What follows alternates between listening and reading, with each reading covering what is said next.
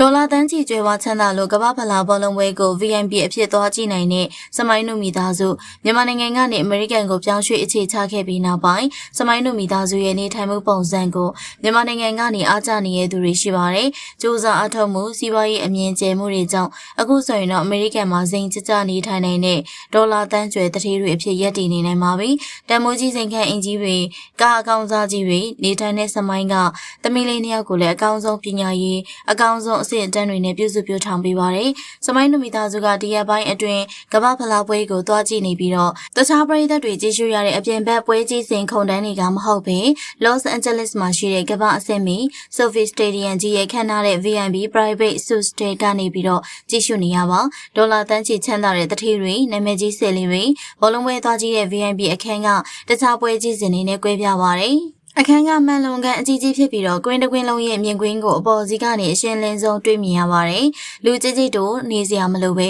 မိသားစုတွေတငယ်ချင်းတွေတီးတဲ့လောလောလတ်လတ်အနားယူလို့ရတဲ့ဆိုဖာတွေအစားအသောက်နဲ့ဖြော်ရည်တွေအပြည့်အစုံပြင်ဆင်ထားတဲ့တီးတဲ့ဘားနေရာလေးပါဝင်ပါတယ်။ကွင်းထဲကဆုညံတဲ့တွေကိုကြားချင်ရင်အပြင်ဘက်လာတာဆောင်လေးထွက်ပြီးတော့ကြည့်လို့ရသလိုအေးစစ်စစ်ကြည့်ချင်လဲမှန်လုံခန်းထဲကနေအရသာရှိတဲ့အစားအသောက်လေးတွေသုံးဆောင်ရင်းနဲ့စိန်ကြကြကြည့်ရှုနိုင်ပါတယ်။ကွင်းလေကအေယာမစက်ခရင်ကြီးပေါ်မှာ Los Angeles နဲ့ FIFA World Cup 2026ဆိုတဲ့စာသားကြီးတွေနဲ့လင်းလန့်နေတာကို VIP အခန်းထဲကနေလှမ်းမြင်နေရတဲ့မြင်ကွင်းကတကယ့်ကိုအမိုက်စားပါမိဘတွေရဲ့အောင်မြင်ချမ်းသာမှုကြောင့်သူတို့ရဲ့သားသမီးတွေကငယ်ရွယ်စဉ်အချိန်ကလေးကအခုလိုမျိုးကမ္ဘာအဆင့်မီအားကစားကွင်းကြီးတွေရဲ့ VIP အခန်းနေစီကိုတွားရောက်ခွင့်အဆင့်မြင့် lifestyle ကိုခံစားခွင့်ရရှိနေတာကကံကောင်းမှုတစ်ခုပါကမ္ဘာဖလားကို VIP အခန်းကနေတွားကြည့်နိုင်တဲ့စမိုင်းနုမိသားစုကိုအားကျနေပြီလားဆိုတာပြောခဲ့ပါဦးနော်အခြားမင်းသားတွေထက်အကွက်ကြုံမြင်လို့ခြေလန်းတလန်းကြိုတင်လန်းထားတဲ့ပေါင်းတဲ့သူအောင်စဘူးဇက်သပင်လောကမှာအောင်မြင်ဖို့အရေးချင်းရှိုံတသက်နဲ့မရပဲ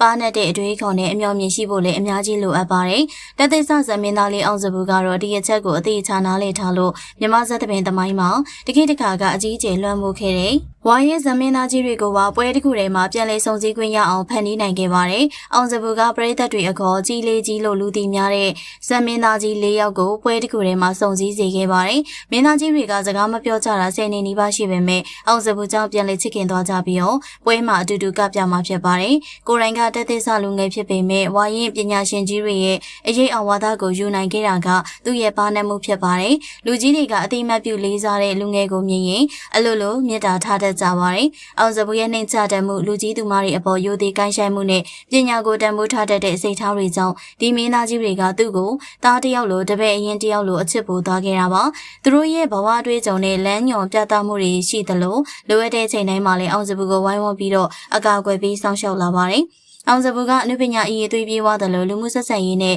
အတွေးခေါ်ပိုင်းမှာလည်းရှေ့ရောက်နေပါတယ်။အောင်စဘူးရဲ့ခြေလမ်းတွေကအခြားမင်းသားတွေထက်ပိုသာနေပြီလားဆိုတာအမြင်လေးတွေကိုဝေမျှခဲ့ပါအောင်ရှင်။